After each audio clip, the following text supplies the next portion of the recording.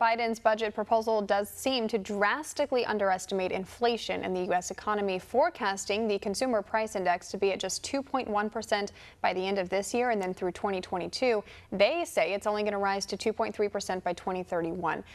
As you mentioned, though, the latest data released today shows inflation far outpacing that estimate already. Core PCE surging 3.1% year over year in April. That's the strongest on record since 1992. Why are Democrats seeming to completely deny the inflation pressures that are already present in this economy?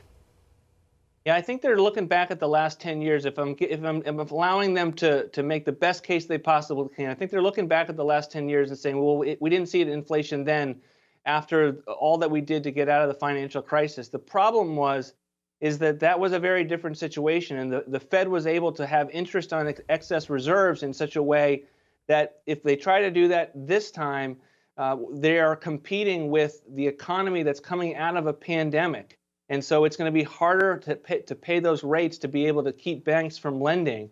And so that is something that troubles me. And when they talk about we have the tools to deal with inflation, all of that requires political will.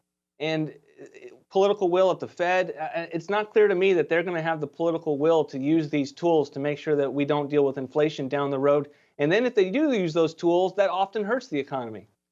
Today's request is just a proposal to Congress to outline what Biden's priorities are as they do begin the negotiation process for a government funding package later this year. How do you expect Congress's final version of a budget bill to differ from today's proposal? Yeah, I think there will be continue to be a major debate on these big Biden spending plans. There's a lot of attention this week in the not infrastructure bill that's being considered. Everything but infrastructure is being put on that package. I don't think they have the votes right now, even on the Democrat side of the aisle. And I think on something as popular as the word infrastructure, I think that will give you a sense that concern about spending, concern about fiscal responsibilities heating up.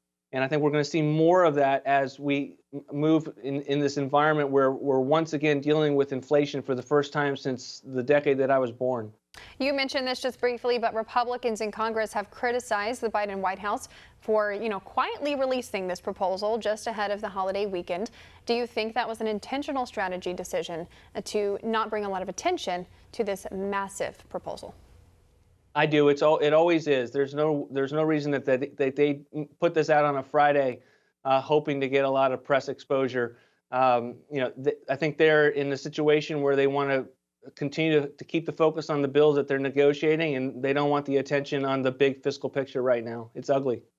All right, former OMB director and president of the Center for Renewing America, Russ Vought, joining us to discuss the Biden administration's 2022 budget request. Thanks for coming on the show today. Thanks, Greta. Want to see more videos like this? Visit OANN.com for immediate access to all the clips you've been waiting to see.